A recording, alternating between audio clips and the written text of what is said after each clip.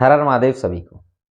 हमारे एक स्टूडेंट हैं जिनका प्रश्न था कि मृत्यु पश्चात हमारी आत्मा का क्या होता है। तो मैंने सोचा इस प्रश्न पे एक वीडियो बना के आप सभी के साथ जानकारी साझा की जाए। वैसे मृत्यु का मेरा कोई ऐसा एक्सपीरियंस है नहीं, क्योंकि मैं आप सभी के सामने जीवित हूँ। मगर जो मैं अपने गुरु भगवान शंकर से सवाल करता था, उसके जवाब में मुझे जो भी मिला है, मैंने भगवान शंकर से सवाल किए हैं कि मृत्यु पश्चात क्या होता है, ये योनियाँ कैसे मिलती हैं जो इंसान को मिलती है, जो आत्मा है वो कितने समय तक इस पृथ्वी पे रहती है।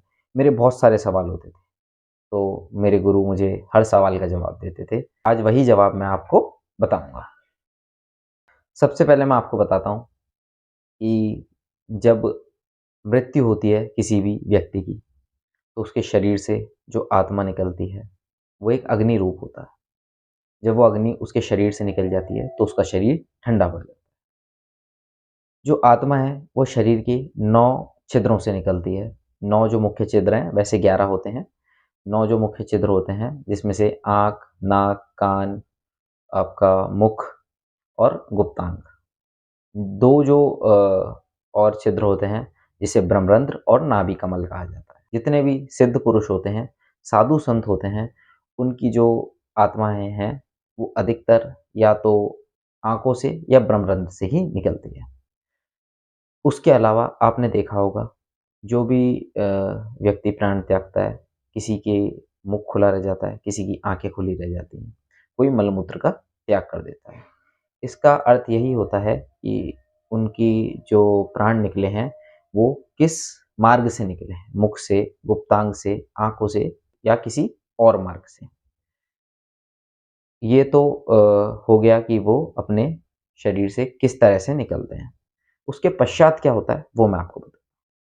देखिए, जो यमदूत हैं, वो उन्हें लेने आते हैं।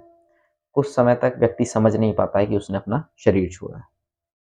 वो अपने शरीर में प्रवेश करने की कोशिश भी कई बार करता है, मगर जो दूत होते हैं वो उन्हें उनके शरीर से अलग कर देते हैं।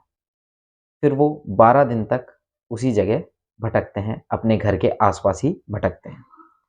उसके बाद जो यमदूत होते हैं उन्हें अपने लोक में लेके जाते हैं। फिर वहाँ उनका जो भी लेखा-जोखा है, जो उनके कर्मों पे आधारित होता है, उससे उनका निर्णय किया जाता है कि इनको क्या योनि मिलेगी। जब वो अ, चित्रगुप्त के सामने पहुँचते हैं, तो उनका लेखा-जोखा होता है। उस लेखा-जोखा होने के बाद उनके कर्मों पे आधारित होके उन्हें जो भी योनि मिलनी होती है, जिसके लिए दूत उन्हें एक गुफ़ा के मार्ग पे खड़ा कर देते हैं। जो गुफ़ा ढलान की तरह होती है, उसका जो मार्ग है, वो पृथ्वी की तरफ खुलता है, जो उसका दूसरा सिरा होता है। तो वहाँ से वो उन्हें धक्का देते हैं। जब वो उस गुफ़ा से गिरते हुए आते हैं, तो उनकी योनि उसी बीच में उन्हें मिल जाती है। जैसे वो यक्ष, यक्षिनी, भूत, प्रेत, पिशाच जो भी उनको योनि मिलनी होती है, वो उसी में मिलती है। उसके बाद जब वो पृथ्वी पे पहुँचते हैं, तो उनके कर्मों के हिसाब से ही उनका समय होता है कि वो कितने समय तक इस पृथ्वी लोक पे रहेंगे। वो अपना सारा समय यहाँ व्यतीत करते हैं।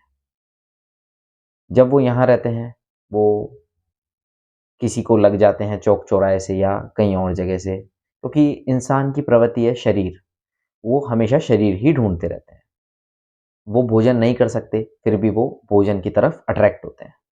आपने सुना होगा कि कोई मिठाई खा के गया, उस पे प्रेत लग गया, कोई परफ्यूम लगा के गया, उस पे प्रेत लग गया। क्यों? क्योंकि वो जीते हुए उसको इन चीज़ों का आकर्षण था।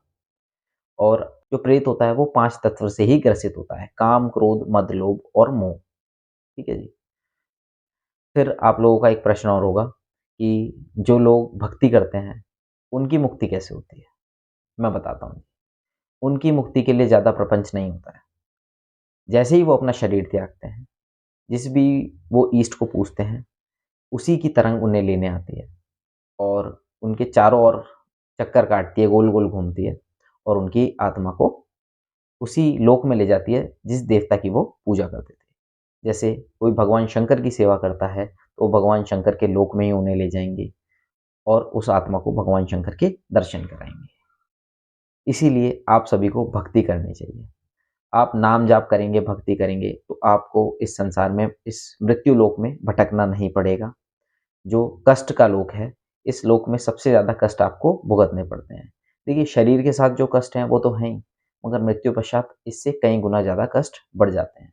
तो मैं आप सभी से यही कहूँगा कि आप पूजा सेवा अच्छे से करें, जप करें, किसी का बुरा ना करें, अच्छे कर्म करें, तो आपको मुक्ति मिले, आप इस पृथ्वी लोक पे आत्मा रूप में ना भटकें।